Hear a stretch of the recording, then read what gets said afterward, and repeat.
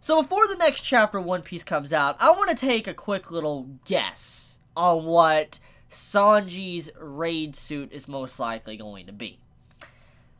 I'm going to be under the impression that his raid suit is probably going to be something very embarrassing and probably something feminine. Hear me out. The reason why I think this is because we got to think about everything that happened with Sanji's family, Germa.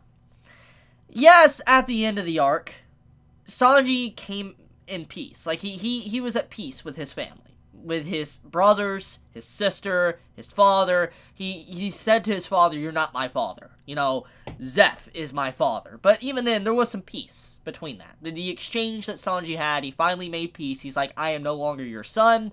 I don't care about you all. I'm leaving." And that's what he did. And he was gifted a raid suit. And in a lot of ways, with the raid suit being there, it's interesting, because for a raid suit to be there, it means that it was made prior. It was made to one day be gifted to Sanji. So that is the interesting part about that.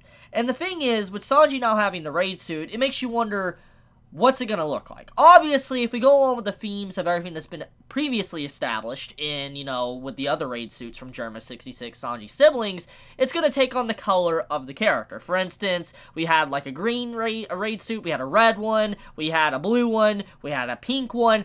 I'm going to assume that Sanji's is going to be yellow. It would fit the Power Ranger theme going on.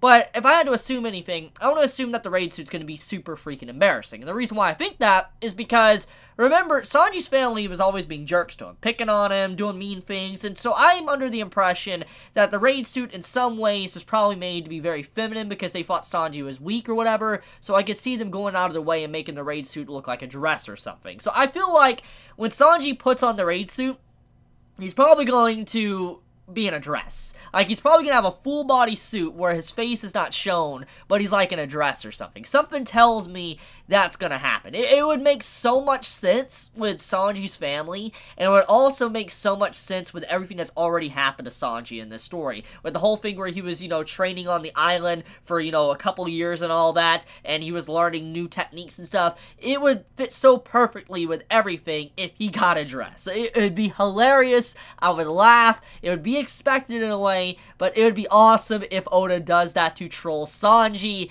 and it would kind of be in a way where Sanji's like, I'm never going to use this ever again, and the only time he'll ever use it is when he's backed into a corner and he needs to use it. Like, you know, he's straight, nobody's around, nobody will see him, he will use it.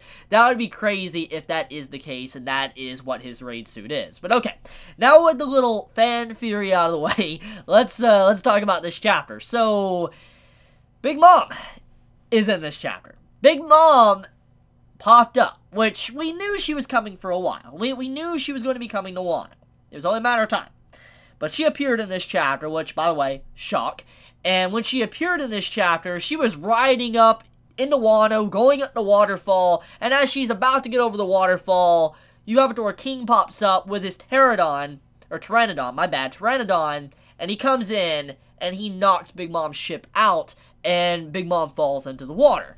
Now, in that one brief moment, with everything that just happened, it says a lot about Wano, it says a lot about King, it says a lot about Big Mom, and it says a lot about Kaido. There is a lot of detail in that, and there's just so much to really unpackage and talk about, so let's get into it. So Big Mom, she was flung into the water.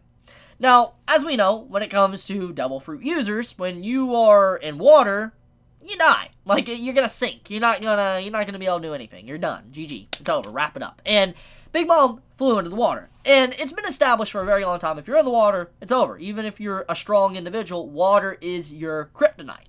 And so, since Big Mom does have a Devil Fruit, we could assume that, yes, she is going to sink to the bottom, and she will probably die if someone doesn't save her. Now, the question is, who will save her? Who's going to go down there and lift Big Mom up to be able to get her out of the water is the main question. But if it's not just that, though, we also have to wonder, too, is when she is saved, what is going to happen? Like, I mean, let's be real here. Big Mom going down thanks to water, that's not going to happen. There's no way Oda is going to allow Big Mom to get defeated by falling in water. If she's going to go down, she's going to go down fighting with Kaido. That's just how it's going to be. It's going to be Blackbeard, Kaido, or Luffy. It's going to be a big fight. There's no way Oda would allow Big Mom to go down by getting in the water and sinking. I don't think he would do that. I really doubt it, and it would also build up Big Mom's feats and allow her to be incredibly ridiculous if somehow she was actually able to get out of the water without the help of anyone else. Now, that would blow my mind. But the point here is that Big Mom was flung into the water. The ship basically got hit out of the park and all that. King intercepted it. It's gone. And this says a lot about King. King, as we know, he is a part of, like, the generals and all that, like the main leaders, the Calamities, a part of Kaido's group. And we know for a fact that he's basically the elder brother of Jack and Queen. He is the strongest amongst them. King is a Pteranodon that came in and just knocked the ship out, which shows how strong he is, how durable his body is, because Big Mom's ship is obviously not a small ship, it's not a weak ship. We know Big Mom's crew isn't weak by any means. You can say whatever you want about the whole Cake Island arc, you can say whatever you want about they're a joke or whatever, but you know for a fact that they are not weak characters. Luffy, many times, he got defeated a lot in that arc.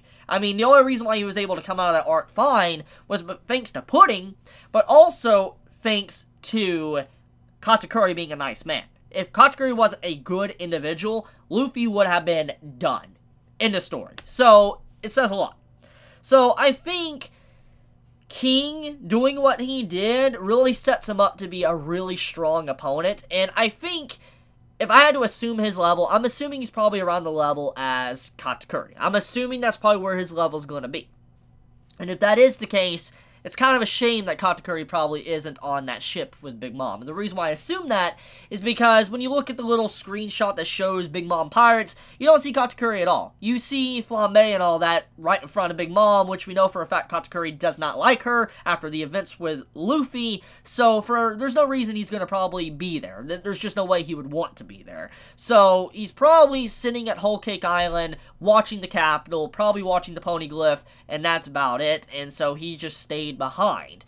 And so if he was there, he probably could have predicted what was going to happen with the Pteranodon coming in, but obviously he wasn't, so they got hit out of the park, and we saw. So yeah, that's interesting. We got a real clash between Yonkos in this chapter, and I'm curious to see what's going to happen, how Big Mom's going to get out of it, and how much havoc she's going to cause on, Wano. So anyways, let's talk about the Zoro stuff. So Zoro had a brief moment in this chapter. He arrived to a town filled with laughter.